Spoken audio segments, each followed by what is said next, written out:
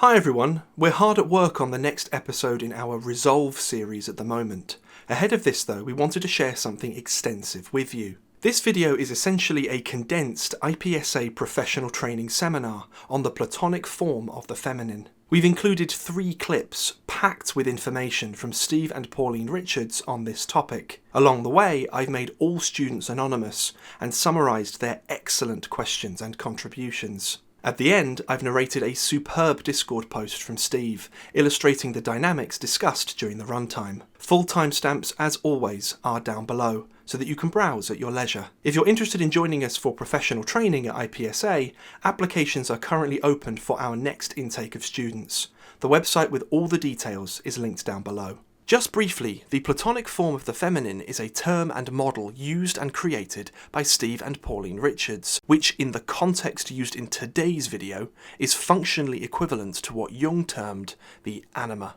As Steve and Pauline have defined it, the Platonic form of the feminine refers to the idealized image of the feminine latent within the male genome, which functions as an inbuilt anticipation that all men have of relating to women, some significantly more so than others, as in some men are significantly more idealistic in their anticipations of women than others. When the Platonic form is projected out onto a real-life woman, it may feel like a Jungian experience for the man.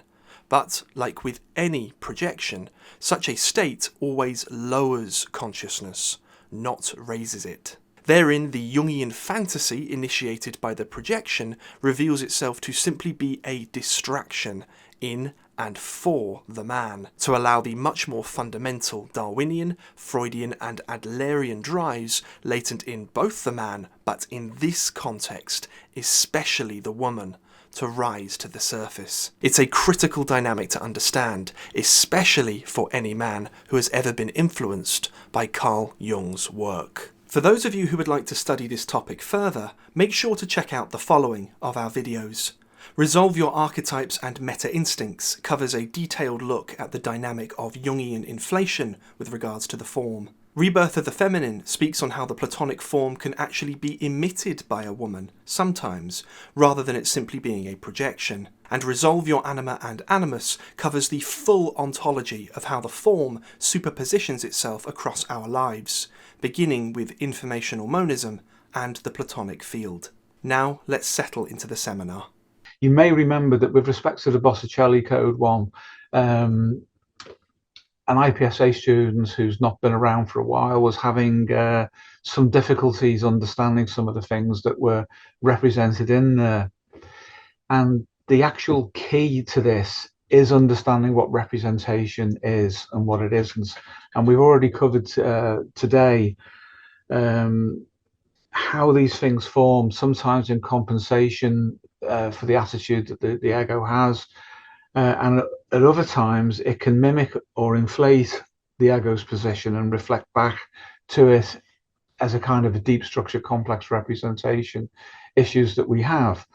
So if we utilize imagery and we suddenly find there's Botticelli's Venus or that kind of thing turning up, then a proper relationship to that image and to the ego state of development and homeostasis is important in order to be able to understand it. So, however the conversation with the IPSA student went online, it's important that this is the most relevant thing, because people do get overly attached to collective images at that level, and this really comes in at number 4. I'll just jump down to that. Number 3, how the Platonic form lowers consciousness, which it does. And I'll actually ask for any input on that. Anyone who may have read it, or anyone who has any intuitions about how that might work, how the Platonic form actually lowers rather than increases consciousness. Anybody like to comment on that? A female IPSA student answers, "Well, I suppose you can become fascinated by the actual image in itself." Yes, definitely. And the representation of it is, when it's to that extent, is so primary, so fundamental, it doesn't really relate to real people at all. And that's an indication if someone becomes fascinated with, Jungians obviously call it an archetypal image, if they become fascinated with that, you know there is something missing in outer relationships and there's something missing in inner relationships. And the inner relationship factor and the outer relationship factor are actually conjoined. And this gets summed up in an almost obsessional attachment to Platonic Form imagery. So the two become coherent. What is within, so too is without, and vice versa. And there's usually a very powerful emotional, affective connection to these images. And they're not unpacked, they're not related to. It's a repeating experience of exposure and gradual appropriation of material to that core image, which keeps it inflated. And there's then a lack of real relatedness. So in broad terms, I would respond with that if anybody would like to take that up. Two students then reply. Student A, who is a female, says, "From my experience so far, I've felt before that I've been passed through by the image that some men have of women. This I've seen to be especially common when someone has been influenced by pick-up artist culture. I've observed a distance and a disconnect. It stops them from relating to the real woman in front of them. Instead, the woman is referred to this internal image." Student B, who is a male, says, "The guys who do this could fix it through emphasising humanism in their relating, so relating to an actual human rather than the image. Alternatively, their relating to men and to women comes across as very divided and dissociated." Student A, who is a female, replies, "Just as a small anecdote, when I was a teenager, my female friend's boyfriend asked my help to try and get her a Christmas gift. He got her a CD of Disney songs. He would absolutely have known that she had personal musical tastes, My Chemical Romance at the time, but he couldn't see that. Instead, he defaulted to a stock view of the feminine as such, rather than his actual girlfriend, in this case, liking Disney songs." Student B, who's a male, replies, "The key in that, too, is the fact that he did not take your advice. He wasn't open to receiving information." Student A replies, "Exactly, the information didn't fit into the image that he was attached to." Student B replies, "Did he come round to understanding this after she didn't appreciate the gift?" Finally, Student A replies, "No, not really." These things insist themselves, don't they? Because as you say, they're so powerful in the way that people become gripped by them. And what you're saying is almost that he saw her as a Disney princess than as a real woman. And so all the relating was filtered through that image, that imago that he had of her. And obviously a lot of men are set up that way, aren't they, to receive the Platonic form and to kind of look for it in women that they want to have relationships with. But then having said that too, probably would you say the vast amount of men are more likely to never even get to a Platonic level of relating, as in they're not configured or set up that way to try and find it in women, that they're more likely to approach relating through Freud and Adler than they are through a more Jungian lens, a more Platonic lens? I think it'd be difficult, thanks Paul, to put a percentage weighting on that. Yeah. And also it's quite dynamic at different times, true. different things are emphasised. Things change. But there are people who you can say are configured more one way or the other. Yeah. And that's a consistent trait. And that's probably, I think, because I'm sure I did say it in the Discord post, that there's a Darwinian and Freudian element, which will always be there. That's a default minimum. We have to have that. And then there's this as well, which is added on in potentia, but some men are shifted that way. The problem can be, though, under the influence of a culture, if something is overly developed or overly exaggerated representationally, then men will internalize that, as women will, in other ways. Yeah. But it will feed onto a template which is already there. Yes. Yeah. Because the conditioning can't take without that. If it's not there, no. It's like instinctive drift, the observation that animals, when conditioning is removed, they will return back to an instinctive pattern. And over this, it is so fundamental that humans seem to be that way as well. Yeah. So when the conditioning factors change, then we'll see a shift back towards an instinctive setting. And for some of them, the primacy is Freudian and Adlerian, because they go together. Yeah. And for others, there would be the intention of achieving a positive, non-pathological, Jungian level achievement of the Platonic. Yeah. And I think they're both innate. And they're innate in men who don't have the vocabulary to articulate the concepts in that way, but they still incline that way. But then when you tease that out and give it, a vocabulary, then you get people who are men who are too idealized in a Jungian sense. Yeah. But absent of that, they still behave in the same way. So you see that certain men will emphasize that, and you'll see it as a fundamental drive that they're going in that direction. So then the question is, what's the relative weighting of adaptation for these two strategies, these two broad strategies?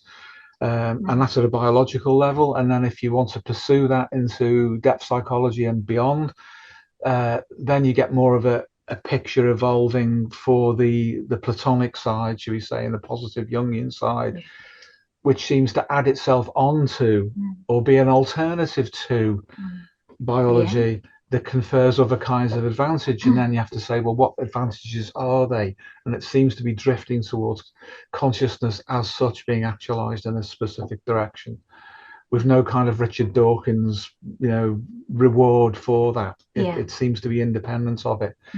And then you unfortunately get a neurotic adaptation to either pole. The kind of Freudian over amped, culturally directed, bottom up sort of approach to relationships in men. And then you have the top down idealistic, Platonic fantasy. And that's where you see the pathology really in both sides.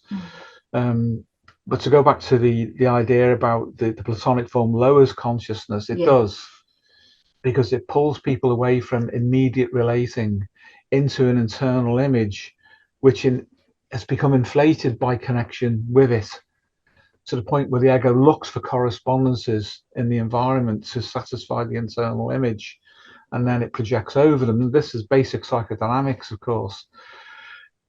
And then people can get in a right mess over that because they don't meet the challenges, as Jung so succinctly put it, of the first half of life, adaptations of Freud and Adler, positively, which is what he meant.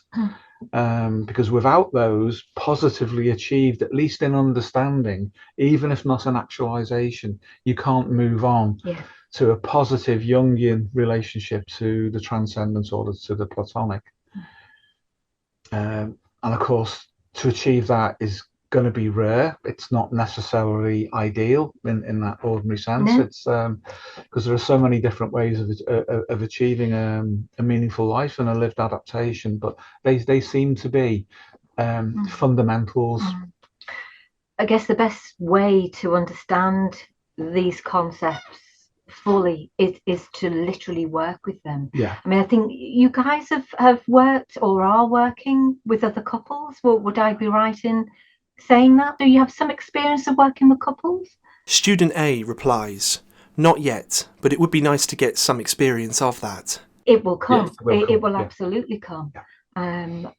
So I think that's when sort of the things that you've just described, Steve, really come into their own, don't they? When you actually see them at play. I mean, obviously, if you're working with an individual, you've got one half of the equation, and the other person comes with them metaphorically anyway. So in that regard, you can still see the dynamic, and you can still, to some extent, understand it in an experiential sense, because you're still working with the field of the other person, even if they're not present. But I think the thing that really solidifies your understanding is working with couples, isn't it? And actually seeing that interplay and seeing all the various incarnations, if you like, of the theory that you've just described, both positively and negatively expressed. And then it becomes a real living thing as opposed to just a theory. It's very difficult, isn't it, when it is just theoretical sometimes, to actually know what the words mean. So I mean, we'd probably obviously encourage everyone to get some experience, if they possibly can, clinically, of these things. Or even, outside of the clinical context, just it could be anything, could be volunteering, just anything to get experience. And working, if you're in a relationship that is open to sharing things, and you guys obviously are, you're on a shared journey, then that's a valid context as well. It is a valid context to test things out. Of course, what you discover in yourselves will be tested when you work with other couples. But if you do it, and you would do, I know both of you, with that integrity, which you both have, then you will be very well prepared for what you'll meet. The next clip features a male student at IPSA. They begin, "You said in the reading ahead of today's seminar, Steve, quote, for those males who are susceptible, it, that is the Platonic form, represents a primary complementary reasoning with Darwin to justify relating to women. If this were absent, men might not even like women as a value judgment at all. Jung describes such cases of Asthenic males, who may be overly attached and involved with their mothers, and unable to see any value in relating to women outside of that primary relationship." It's not a general statement, it's not inevitable, but it's an example that, clinically you will come across, and Jung mentioned it a great deal, but it's not a blanket thing, there are many, many different ways of resolving that issue. The student replies, "Through speaking with lots of men in the culture, and because of the dominance of the dark side of the feminine today, it's safe to say that lots of men, have lost or are losing interest in relating to women. Lots are configured to receive the positive Platonic, but instead, the women around them aren't meeting that inbuilt anticipation. This could be catastrophic for those men. For men who are more configured towards Freud and Adler, it's not that big of a deal. But for men set up to look for the Platonic, it's a huge loss." I agree. That's very well framed and understood, isn't it? It's bound to be, isn't it? As you rightly say, if you're really just motivated by Freud and Adler, and that's the extent of your genomic potential, really, to operate in the world of relating in that way, then you don't suffer as much as someone who maybe would like a little bit more than that they would want a relationship in which they felt that there was some kind of deeper or higher meaning or form of relating to it.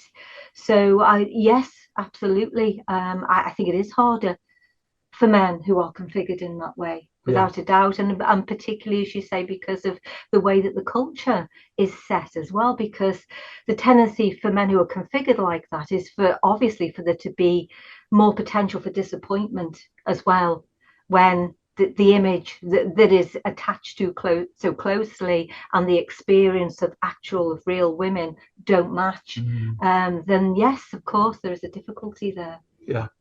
The student replies, "Part of relating to actual women is being able to perceive potential Freud and Adler in them in a negative sense." Yes, it's knowing what's operating in them for sure. Yes.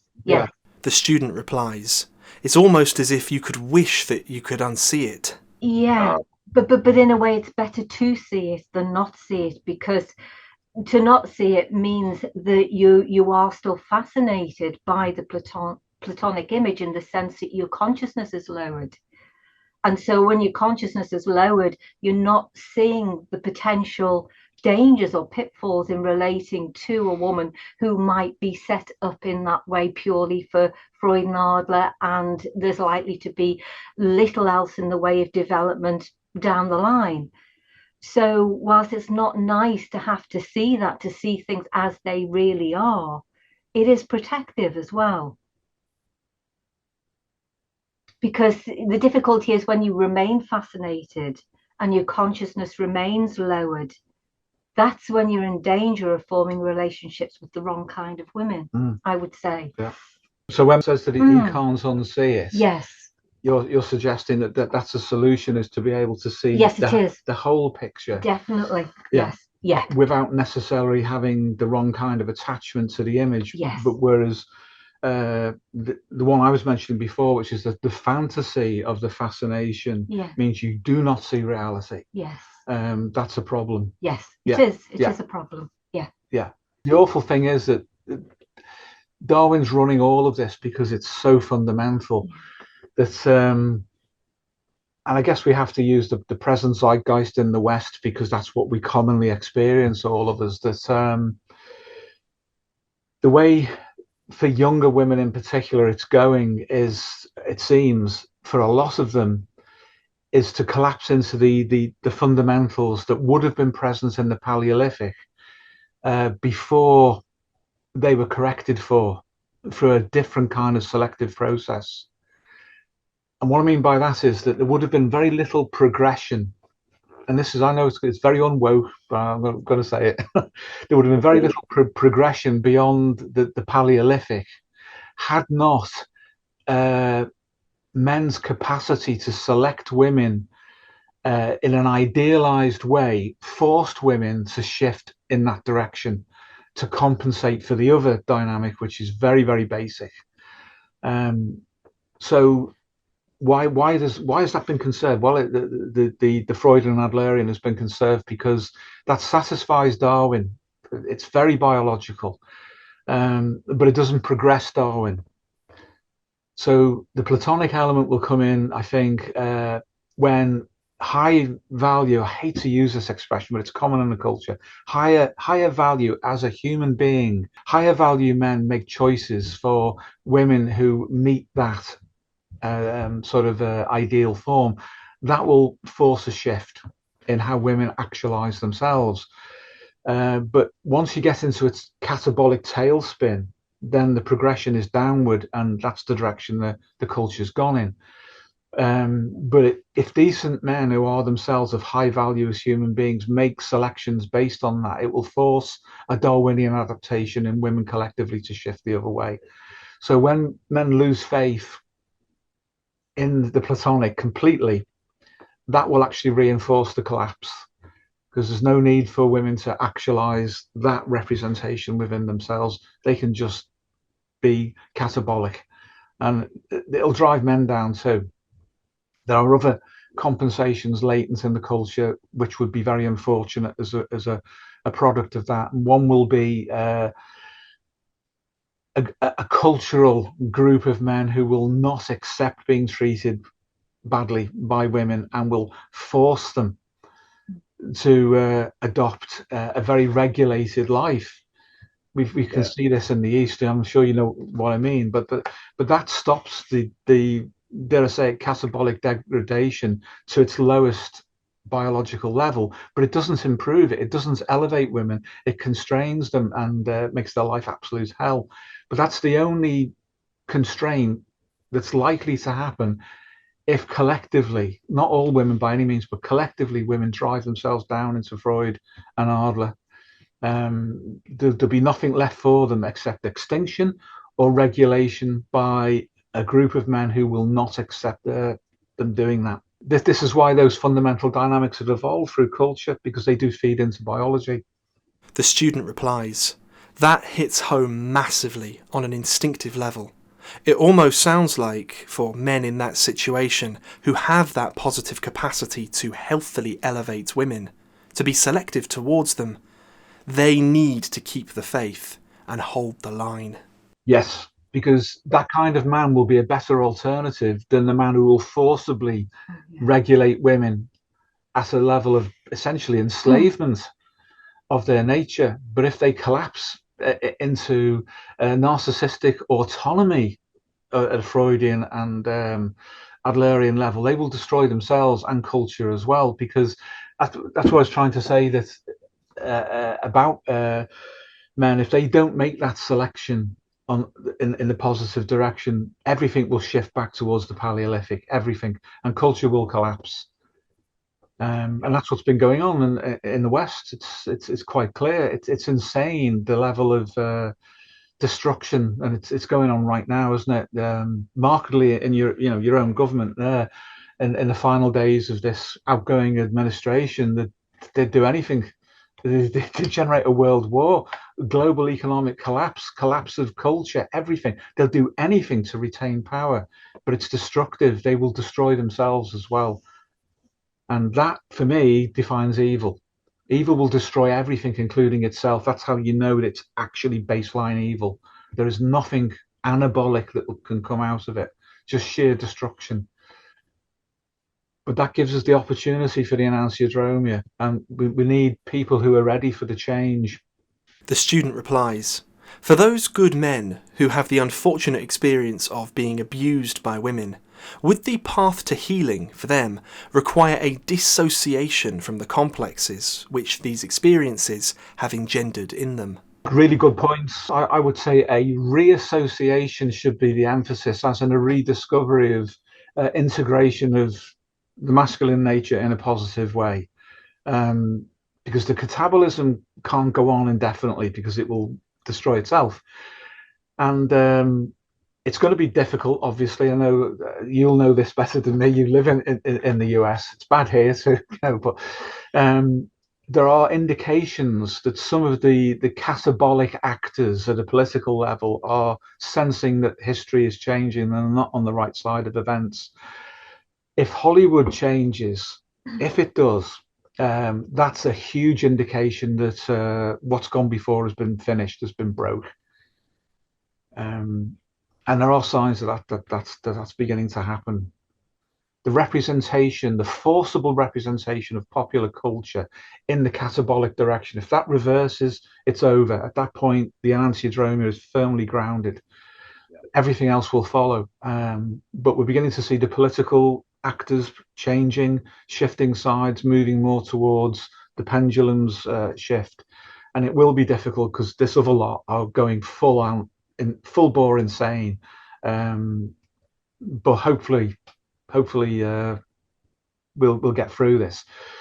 But there will have to be a very dramatic shift, and the hope will be is that as the popular culture changes at its grassroots representation, then those and I don't hate women at all, Point will tell you that I don't. I'm one of those idealists myself. They will change with it, because they are so attached to the collective representation for their identity. They will move in that direction.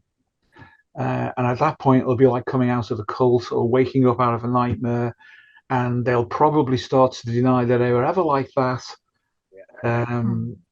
And then at that point, we need the right men around who are switched on to the change to build that relationship. Those who become better, those men who become better and turn into themselves, might miss the opportunity for the change. So they need to be alert and aware of that. The student replies, "Yeah, or anyone who's agreed with it. They won't be there." They won't be there. No, they won't. They would have essentially failed the Darwinian shift test at the moment of change. It does look like it's potentially going to change, and it could be very, very sudden. When dictatorships fall, it's often like, well, that was a bad dream and it didn't happen, and everyone changes. And it's like a dictatorship because it's been so powerful, so embedded at every level. So if they don't succeed in destroying the world, I think it'll change. Obviously, people like Trump, he may well be sacrificed. I hope not, obviously at a human level, but he may well be sacrificed. He may well be taken out by something or someone, or he may take himself out through inflation. And then he'd be like what happened to Gorbachev. Gorbachev survived the change in the Soviet Union, but he was used to change the situation, and he was essentially removed pretty much quickly thereafter. That other guy, Boris Yeltsin, came in as a trickster figure and wrecked everything for the East, or the Eastern Europeans. So Trump might end up, or he might be strong enough to get through. We'll see. But at the moment, he's a catalyst for other changes. Of course, one of the real strengths that women have, whether they recognise it or not, is that they have immense power. They can have an immense civilising effect on men. Yeah, they can. So that we don't get into situations like we're in now, so these sort of runaway catabolic situations where, you know, we're teetering on the brink of a third world war. You know, they have such an important role to play, but this current iteration of women culturally, I think, does have to catabolise, because I think it's just, as you rightly say, Steve, it's just destructive. It's not doing anything to add to relationships as they exist now, and they're certainly not, because there is so much desire for power and control in a lot of these women, that whilst they're in that state, they themselves cannot have a civilizing effect on men, because their own will to power is so exaggerated. So that does have to change, and that will come from women themselves, from within women, and from within groups of women, and in particularly relationships between mothers and daughters. I mean, the primacy of that relationship can't really be overestimated. No. Absolutely. Yeah. And you say about the, I mean, it's implied, and I think, well, I will say it, that how many men would want to die for such women, to give up their life? Yeah. You know, and there'll be some men who will say, well, if you guys won't, then we'll just take over your land, your turf, your ground, your niche space, and we'll take over your women as well. I mean, this is going on in various places around the world. You've probably seen it yourself. One of them's Eastern Europe, and obviously one's the Middle East, and what's happening around there. Some men are taunting other men, I'll just say that, different political and military groups, by saying, you can't even protect your own women. You're done, you're finished. You know, that's what happens at the deep level of the masculine psyche, when fundamental Darwinian forces act out over territory and control and relationships to women, because Darwin pushes for reproduction and pushes for resources. So it's a huge insult to say to a man or men, you can't protect your own women, we'll take them off you. And there's an example of that right through history in any century that we care to consider, and obviously therefore going right back to primitive times. And we may not like it, and a lot of these women in the West at the moment may not like to think of it in that way, but if it gets as bad as it could get, they'll have no say over their own life at all. All the autonomy will be taken off them.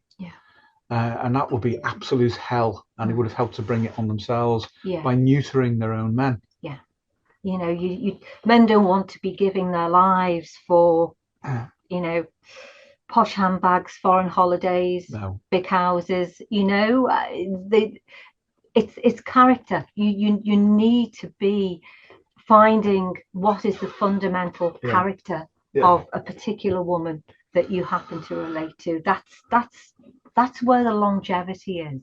That's the thing to go for, and not personality, because that is just a persona of character anyway. So where you can get beyond the imago, the outer imagos, and the inner one too, that might be driving you up or pushing you to relate in a Platonic way, and to get through those filters to see what's behind them both, actually, then you're more likely to have a positive outcome with respect to the women that you select and the women that you relate to. So I think they are just some cautions, really, that you can put in there when it comes to trying to protect yourself from the negative consequences of making the wrong kinds of selections.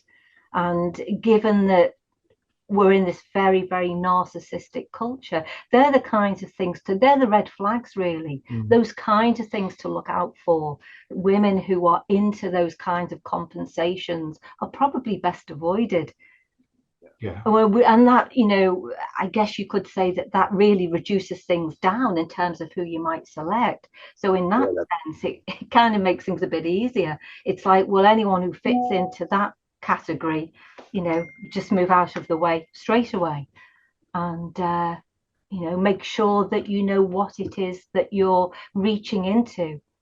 And so anyone who appears to be substantial, any woman who appears to be substantial in the way of their character and their capacity to relate, as rightly said, in a humanistic way, and not interested in having power for themselves or trying to denigrate men and reduce their power. They're into humanism. They value men and women and relating. Broadly speaking, they're the kind of women to go for. If I was to I don't like to sort of give shorthand for things, but if you were to have a rule of thumb, I would say that would be it. The student replies, "That's super helpful, Pauline. There does sometimes seem to be a facade of collusion between all women. By that, I mean a facade that men have no power for selection of women at all." I think that's a very good observation. I think where you get these kind of sisterhoods of women that all kind of self-confirm one another and can only do that by looking down or denigrating men in some way is, it perpetuates this problem, doesn't it, between the sexes, rather than, and I think it was right to flag it up, rather than the perspective that we should come at relating through humanism. It solves everything. Yeah. So where you get women who are like that, who rely on one another to kind of prop themselves up, I think that's another red flag, to be honest with you. It's Darwinian again, because they will protect themselves, or would have done in a Paleolithic environment, against a certain kind of man, and so therefore it's highly conserved. Yes. But it means that the better men might be excluded as well. So Darwin is he's a bloody nuisance, and we can't get shut of him. No matter what we do, he's always there. Yeah. The final seminar clip features a different male IPSA student. They begin, "This has been a great seminar. Everything discussed today really highlights the importance of real-world experience, of relating. It's like building a bridge. Someone without experience of doing something like that may idealise metal as something strong and sturdy, but only experience in that craft will inform you that metal rusts, it expands and contracts in the heat, etc. In other words, you've got to do it to become more proficient. Relating in real life really teaches you about the negative aspects of real life. More pathological Freud and Adler, for instance. It removes any pure idealism immediately." Yeah, that's very astute, isn't it? Very, very astute. Yes, it is. We used the metaphor of metal. It made me think of, I've mentioned this before, comment by, I think it was Marie-Louise von Franz, who was referring to the positive animus, or as we would call it, relating function in women, that it should be like an inner scaffold.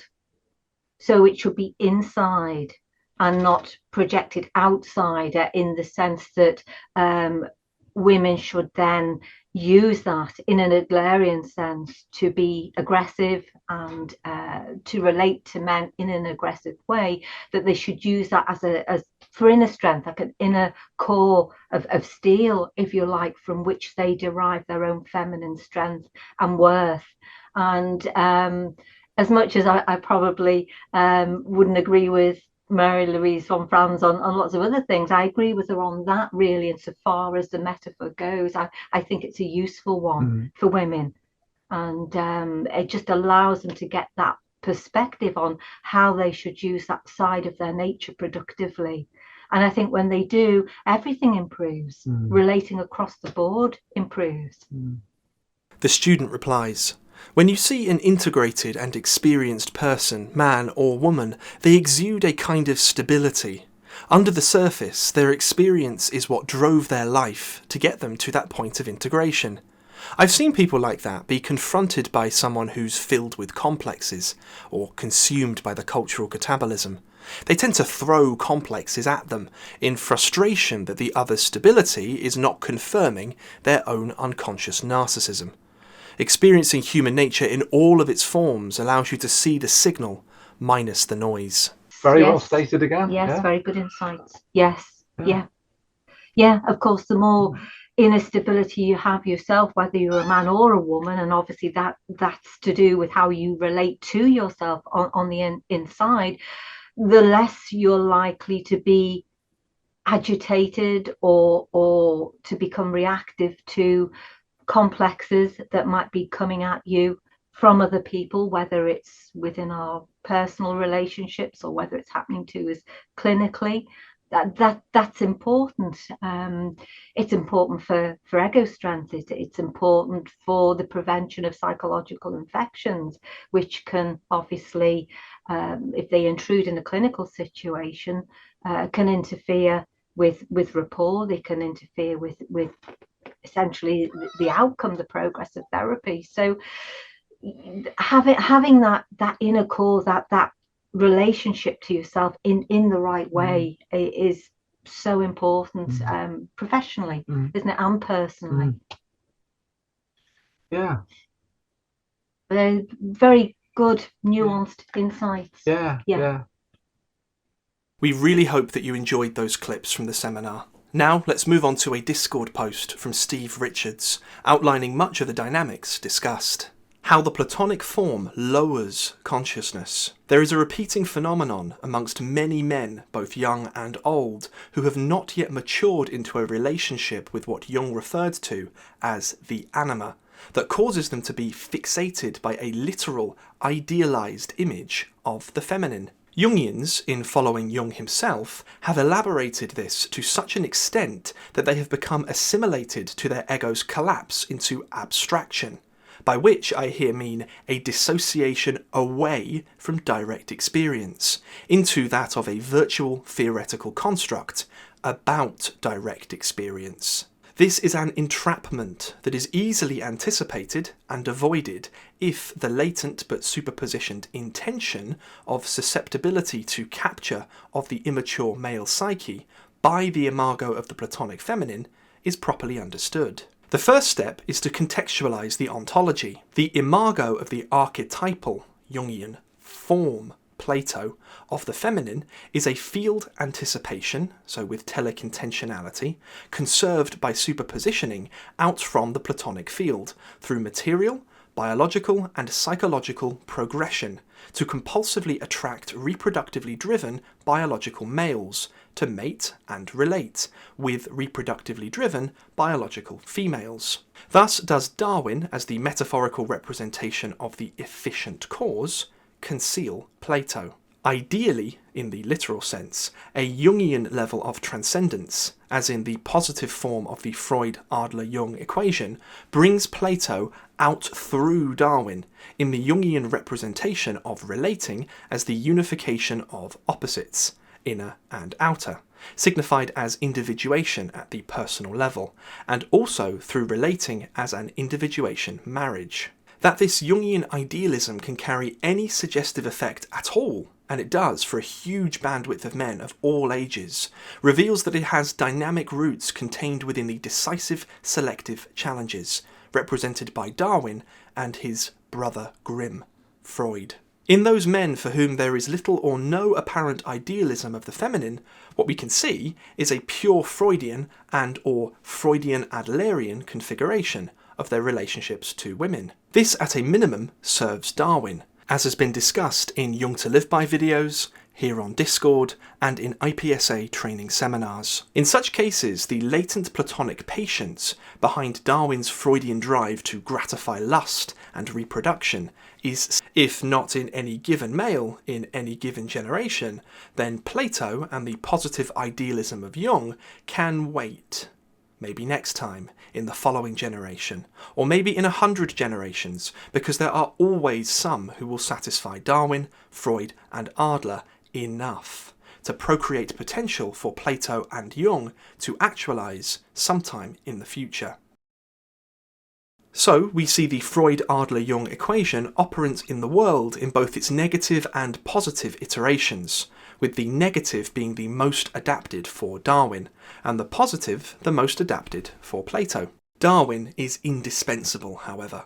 As the representative of the primary efficient cause, his drives exist in everyone and are expressed according to genetics, innate algorithms, and conditioning at all levels. The result is a mixed presentation of the Freud-Adler-Jung equation in everyone, mixed and dynamic. Why then the fascinating effect of the Platonic imago of the feminine? For those males who are susceptible, it represents a primary complementary reasoning with Darwin to justify relating to women. If this were absent, men might not even like women as a value judgment at all.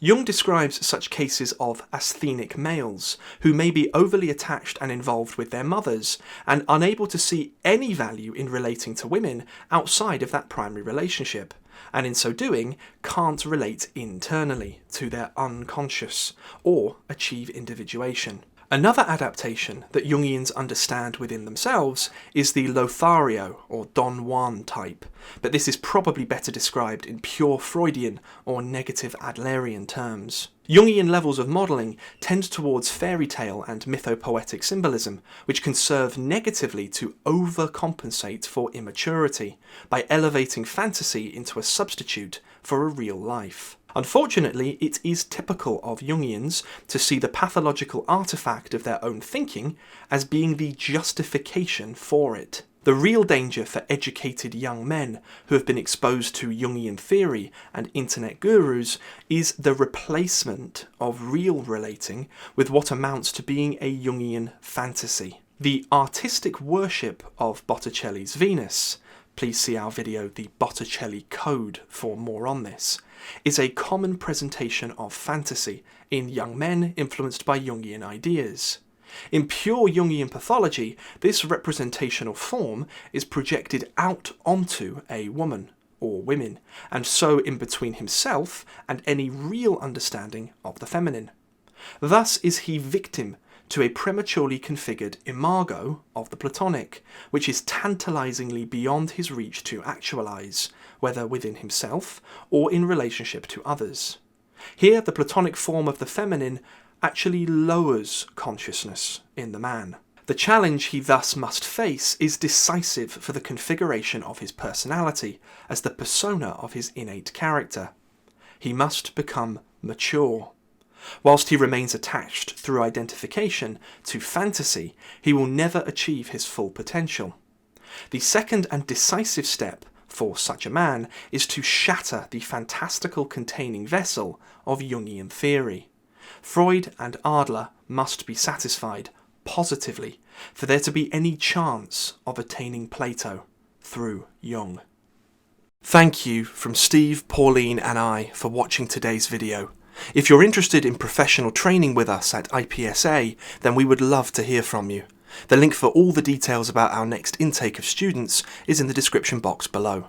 We'll see you again very, very soon in the next video.